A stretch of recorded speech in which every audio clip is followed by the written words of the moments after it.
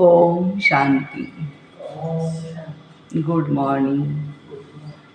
प्यारे मीठे बाबा की 20/12/2022 अनमोल महावाक्य सुनते हैं। मीठे बच्चे, तुम्हें खुशी होनी चाहिए। हम अभी यह दुनिया, यह सब कुछ छोड़ अपने घर शांति धाम जाएंगे। फिर कहाँ आएंगे? सुख धाम में आएंगे। प्रश्न है, इस नाजुक रास्ते में निरंतर आगे बढ़ने के लिए कौन सी खबरदारी जरूर रखनी है? नाजुक रास्ते पर चलते समय, आगे बढ़ते समय बाबा कहते कौन सी खबरदारी रखनी है? उत्तर है, कभी भी कोई व्यर्थ व शैतानी बातें सुनाए तो उसका मित्र नहीं बनो। हाँ जी करके ग्लानि की बातें सुनना माना बाप का नाफरमान बरदार बनना है। इसलिए रहम दिल बन उसकी आदत को मिटाना है। जो ऐसे इधर उधर की बातें सुनाता है, वैसे तो ड्रामा को भी एंजॉय नहीं कर रहा है फिर, है ना। बाप का फरमान बरदार बनना है, ज्ञान का सुरमा पहन लेना है। यही बहुत नाजुक रास्ता है। ये ज्ञान मार्ग बाबा कहते बहुत नाजुक रास्ता है, जिसमें खबरदार होकर के चलने से ही आगे बढ़ते रहेंगे। गीत है, इस पाप की दुनिया से कहीं और ले चल। ओम शांति। मीठे बच्चे, अब तुम समझदार बने हो ना, और फील करते हो पहले हम कितने बेसमझ थे। यह भी समझ में नहीं आता था, यह पति दुनिया है। और इसी भारत में जब देवी देवताओं का राज्य था तो पावन थे, सुखी थे, उसमें कोई दुख की बात नहीं थी। परंतु यह भी निश्चय नहीं होता था कि स्वर्ग में सदैव सुख ही सुख होगा। लोग कहते हैं ना, वहाँ दुख भी होगा। जहाँ राम था वहाँ रावण भी थे, इसलिए दोनों को दिखाते एक साथ में। बाबा कहते नहीं, स्वर्ग का किसको पता नहीं था। मनुष्य तो समझते हैं वहाँ भी दुख था। यह है बेसमझी। अब तुम बच्चे समझदार बने हो ना, बाबा ने आकर समझाया है, उनकी श्रीमत पर तुम चल रहे हो। मनुष्य कहते भी है यह पतित दुनिया है, स्वर्ग पावन दुनिया थी। पावन दुनिया में भी दुख हो, फिर तो दुख की दुनिया हुई, वो तो सुख की दुनिया तो नहीं हुई स्वर्ग। फिर गीत भी रॉन्ग हो जाता है इस पाप की दुनिया से। कहते हैं, हे बाबा ऐसी जगह ले चलो जहाँ आराम हो। बच्चे बोलते हैं, ऐसी जगह पे ले चलो हे प्रभु जहाँ आराम हो, सुख हो, चैन हो, अमन हो। बच्चे यह भी जानते हैं स्वर्ग सोने की चिड़िया थी, देवी देवताएं थे। कहते भी है हम एक दो को दुख नहीं देते थे, परंतु फिर कह देते यह दुख सुख तो परंपरा से चला आता है। दोनों डिफरेंट बातें हैं ना। कृष्ण पर भी कलंक लगा दिए हैं। कहा जाता है जैसे पतितों की दृष्टि वैसी सृष्टि। समझते हैं सारी सृष्टि ही पतित है। इस समय उन्होंने की दृष्टि ही पतित है ना, तो जैसी दृष्टि वैसी ही सृष्टि। वो भी सृष्टि को पतित समझते हैं। कह देते परंपरा से यह पतितपना चला आता है। अभी तुम बच्चों में समझ आती है, सो भी नंबरवार पुरुषार्थ अनुसार। बच्चों को परमपिता परमात्मा के डायरेक्शन मिलते हैं। आत्माओं को बाबेट समझाते हैं सब आत्माएं पतित है, इसलिए पतित पावन। पतित आत्मा को पाप आत्मा कहा जाता है। बाबा आत्माओं से बात करते हैं, तुम हमारे अविनाशी बच्चे हो। बाबा बोल रहे हैं हम बच्चों को, आप कैसे बच्चे हो? अविनाशी। फिर मम्मा बाबा भी कहते हो, इस दुनिया में किसको भी पिताश्री नहीं कह सकते हैं। इस दुनिया में किसको भी पिताश्री नहीं कह सकते हैं। श्री माना श्रेष्ठ, परंतु यहाँ एक भी मनुष्य श्रेष्ठ नहीं। फिर भी श्री नाम के पहले श्री लगा देते हैं, फिर नाम लिख देते हैं। बाबा कहते हैं वो तो श्री है नहीं, श्रेष्ठ तो है नहीं। यह तो एक ही शिव बाबा की महिमा है। भर तुम इनको इस समय कहते हो क्योंकि संन्यास किया हुआ है श्रेष्ठ बनने के लिए। आजकल बच्चों का भी नाम श्रीनाथ, श्री कृष्ण श्री श्री का कहते, खाली श्री बस। तुम जानते हो हम अभी फरिश्ते बनने वाले हैं, लेकिन चलते चलते श्रेष्ठ बनते बनते झट माया रावण थप्पड़ लगाकर भ्रष्ट बना देती है। भ्रष्ट को कभी भी श्री नहीं कहा जाता है, भ्रष्ट को कभी भी श्री नहीं कहा जाता है। श्री लक्ष्मी, श्री नारायण, श्री राधे, श्री कृष्ण कहते हैं ना, मंदिरों में जाकर उन्हों की महिमा गाते हैं, अपने को श्रेष्ठ कह नहीं सकते।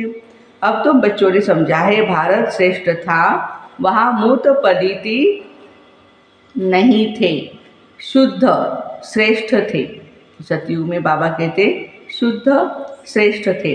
बाप की महिमा भी है ना, मूत पलीति कपड़ों को धो करके कंचन कर देते हैं आत्माओं को। इस समय तो सभी पतित है, बरोबर है भी रावण का राज्य ना, रावण का राज्य होने के कारण बाबा कहते हैं सब पतित है। मनुष्य रावण को वर्ष वर्ष जलाते हैं, परंतु जलता नहीं, फिर खड़ा हो जाता है। यह भी मनुष्यों को समझ में नहीं आता है, जबकि जला दिया है फिर नया वर्ष, हर वर्ष नया नया नया क्यों बनाते, रावण का भूत बना करके जलाते हैं। इससे सिद्ध होता है रावण राज्य अभी तक गया नहीं है, अभी है।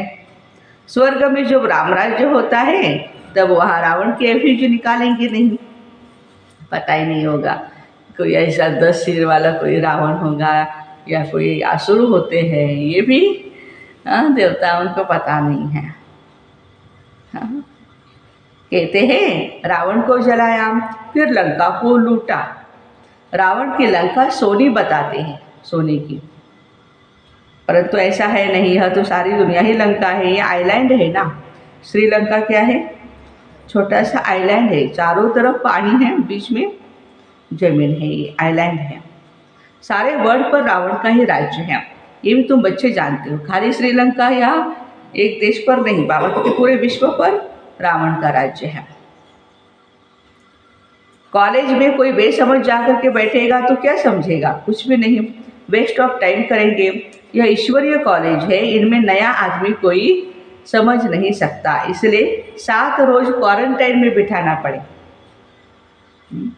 कोरोना के कारण सभी को एक शब्द मालूम पड़ा है, कौन सा, क्वारंटाइन। वो तो 14 दिन का था, बाबा कहते यहाँ सिर्फ 7 दिन के लिए आप क्वारंटाइन हो जाओ, मना 1 घंटा रोज आकर के कोर्स करिए, जब तक लायक बने।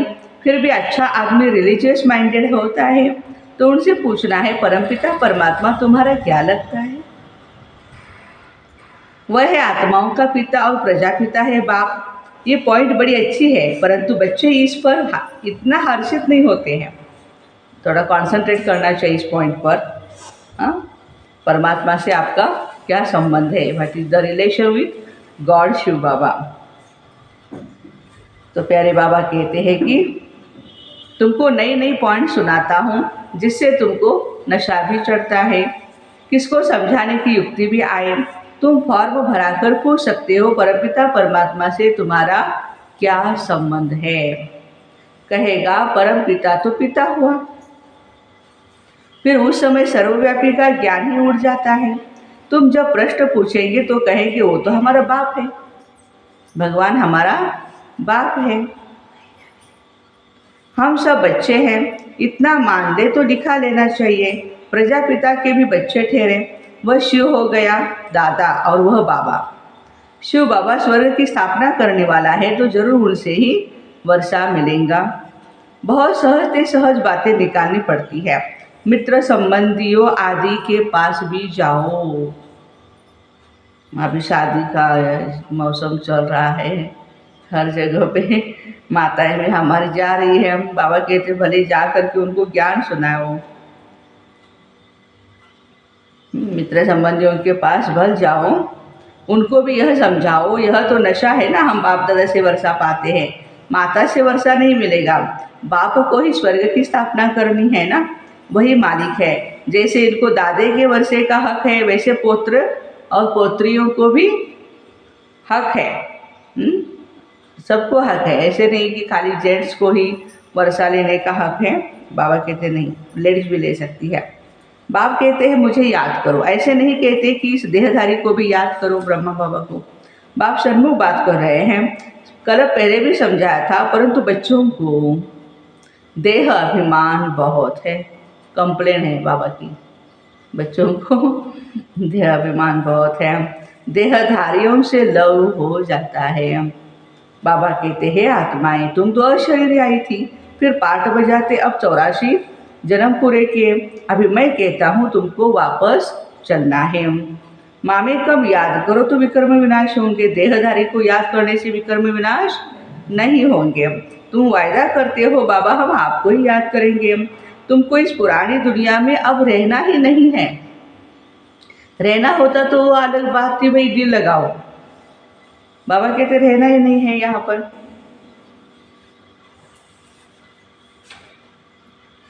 इसमें कोई चैन नहीं है, इसलिए कहते हैं ऐसी जगह ले चलो जहाँ सुख और चैन हो। तुम बच्चे जानते हो हम पहले जाएंगे शांति धाम, वहाँ सुख का नाम नहीं लेंगे, शांति ही शांति होगी। फिर जाएंगे सुख धाम में, वहाँ फिर शांति का नाम नहीं लेंगे। जब दुख है तो अशांति है, सुख में तो शांति है ही, परंतु वह शांति धाम नहीं, शांति धाम है ही आत्माओं का स्वीट होम। बाबा सारे आदि मध्य अंत को जानने वाला है। अब तुम बच्चों का धंधा ही है ये नॉलेज पढ़ना है और औरों को पढ़ाना है, फिर अपने शरीर निर्वाह अर्थ में कर्म करना है। तुम जानते हो हम इस मृत्यु लोक से अमर लोक में चले जाएंगे भाया शांति धाम। यह बुद्धि में याद रखना है, जब तक तुम ट्रांसफ़र हो जाओ, अपनी पढ़ाई के रिजल्ट तक पढ़ना पड़े। जब तक मृत्यु नहीं हुआ है तब तक पढ़ना है। ऐसे नहीं पूछना है बाबा से कि आखिर कब तक। कल भी बाबा ने कहा था ना, कब तक पधरामणि होगी। ये पूछना भी मेहमान की जैसी इंसल्ट है, बाबा की इंसल्ट है। हमें ऐसे नहीं पूछ रहे। बाबा आप आते रहिए, हम आपसे मिलते रहेंगे। 5000 साल के बाद बाबा मिले हैं हम बच्चों को, तो बाबा कहते हैं अंत तक तुम्हें ये नॉलेज पढ़नी है। यह तो याद करते हो ना, अब हमको जाना है अपने घर। यह दुनिया, यह सब कुछ छोड़ना है। खुशी होनी चाहिए। बेहद नाटक का राज भी तुम समझ गए हो। हद का नाटक पूरा होता है तो कपड़े बदली कर चले जाते घर, वैसे हमको भी जाना है। 84 जन्मों का चक्र पूरा होता है, याद भी करते हैं हे पतित पावन आओ। शिव बाबा को याद करेंगे। एक तरफ कहते हैं पतित पावन आओ और दूसरी तरफ कहते हैं सर्वव्यापी है। कोई अर्थ ही नहीं निकलता है। बच्चों को कितना सहज रीति समझाते। बच्चे शांति धाम को याद करो, परम धाम को, अपने घर को। यह दुख धाम है, इसका विनाश भी सामने खड़ा है। यह वही महाभारत लड़ाई है ना। यूरोपवासी यादव भी है, कौरव पांडव भाई भाई है। हम एक ही घर के हैं ना। भाई भाई में युद्ध नहीं हो सकती। बाबा कहते हैं भाई भाई में युद्ध नहीं हो सकती। यहाँ तो युद्ध की बात ही नहीं है, परंतु मनुष्यों का भी धंधा है एक दो को लड़ाना। हाँ, एक दो में आपस में नहीं बनती है, इसलिए कहावत भी है दोनों का झगड़ा और बीच में तीसरे का फायदा हो जाता है। तो यह तो बाबा की रस्म है। सब एक दो के दुश्मन बन पड़े हैं। बच्चा भी बाप का दुश्मन बन पड़ता है। किसके लिए भाई? प्रॉपर्टी के लिए। बाप का दुश्मन हो पड़ता है। तो बाबा कहते हैं मृत्यु लोक की रस्म रिवाज ही अलग अपनी अपनी है। बाप का प्लान देखो कितना बड़ा है। सबके प्लान्स खत्म कर देते हैं और सुख धाम की स्थापना करते हैं। बाकी सबको शांति धाम में भेज देते हैं। तुम बच्चे देखते हो हम किसके सामने बैठे हैं। निश्चय है परमपिता परमात्मा ज्ञान का सागर है। इन ऑर्गन्स द्वारा हमको नॉलेज दे रहे हैं। और कोई सत्संग ऐसा होगा क्या? यहाँ बाप सामने बैठ समझाते। जानते हो बाबा हम आत्माओं से बात करते, हम आत्माएं अपनी कानों से सुनती हैं। बाबा इस दादा के मुख द्वारा बोल रहे हैं।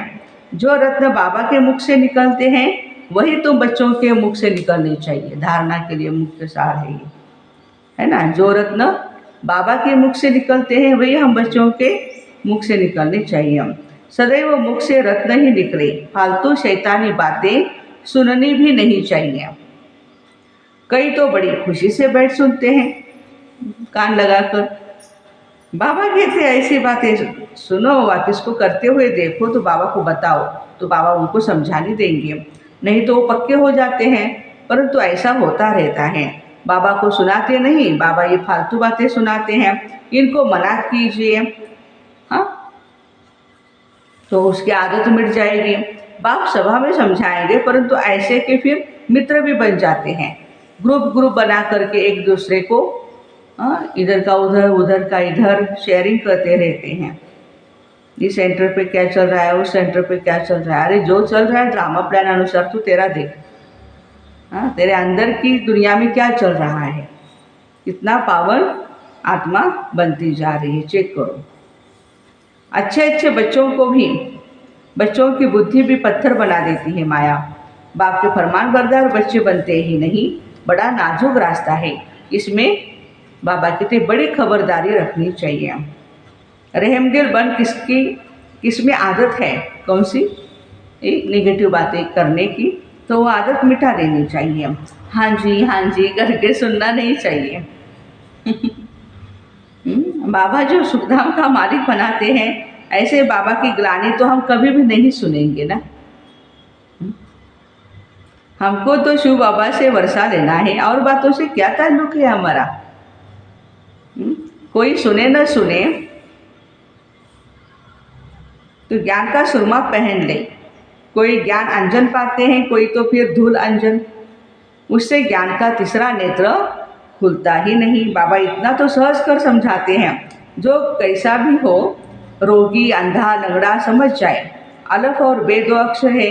बाप समझाते बच्चे मित्र संबंधियों को आदि से भी दोस्ती रखो, बहुत मीठा बनो, तुम्हारा काम ही है बाबा का परिचय देना। भल दुश्मन हो तो भी मित्रता रखनी है, बहुत मीठा बनना है। बाबा कहते तुमने आसुरी मत पर मुझे कितनी गाली दी, मेरा अपकार किया, फिर भी मैं तुम पर कितना उपकार करता हूँ।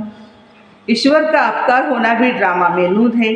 तब तो कहते यदा यदा ही धर्मस्य ग्लानिर्भवति भारत।